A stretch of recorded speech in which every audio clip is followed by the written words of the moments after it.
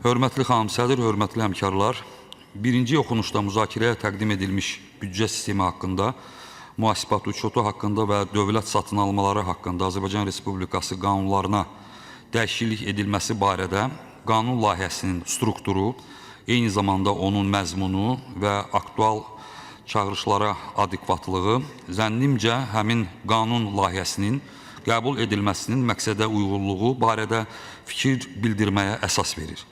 Belə ki, hazırda rəqəmsal həllərin, informasiya texnologiyalarının, o cümlədən makro müstəvidə iqtisadi sistemlərdə geniş formatda istifadəsi ilk növbədə dünya təcrübəsində formalaşmış beynəlxalq miqyaslı bir trend kimi deyil, aktual çağırış kimi qəbul edilməlidir.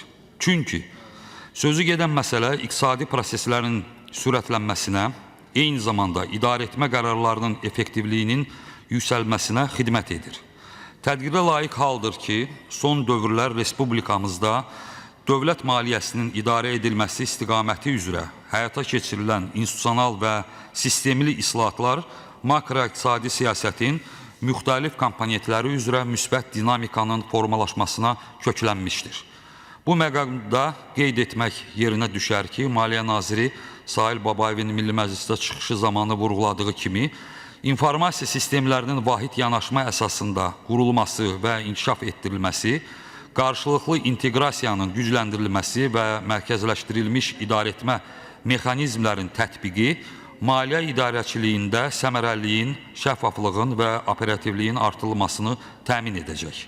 Şübhəsiz ki, dövlət maliyyə resurslarının generasiyası, eləcə də onların xərclənməsi üzrə müvafiq inovativ rəqəmsal qərarların tətbiqi, ölkəmizin iqtisadi imkanlarını genişləndirilməli, müvafiq dövlət təşkilatlarının inkişaf institutları kimi fəaliyyət göstərmələri üçün münbit platformaların yaradılmasına xidmət etməlidir.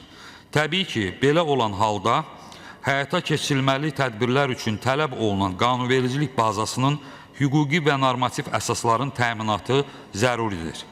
Əminəm ki, qanunvericiliyə təklif edilən dəyişikliklər bu istiqamətdə mühüm addım olmaqla maliyyə vəsaitlərinin dövriyyəsinin effektivliyinin artırılmasına müsbət təsir göstərəcəkdir.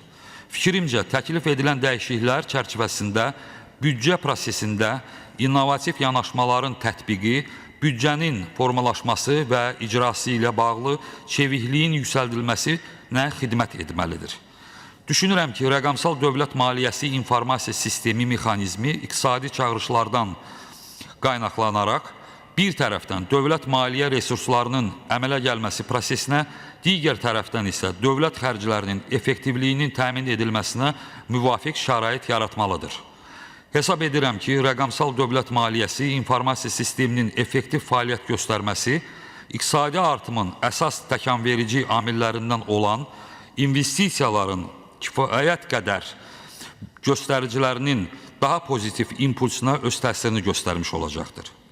Çıxışımız yekununda bildirmək istərdim ki, zənnimcə hər üç dövlət qanunu ilə bağlı təklif edilən və müzakirəyə təqdim olunan dəyişikliklər büdcə daxil olmaları və büdcə xərcləri segmentləri üzrə potensial imkanların reallaşdırılmasına, maliyyə resurslarının idarə edilməsi ilə bağlı müvafiq hədəf göstəricilərinin əldə olunmasına xidmət edəcək və onların qəbul edilməsi məqsədə müvafiqdir. Diqqətinizə görə təşəkkür edirəm.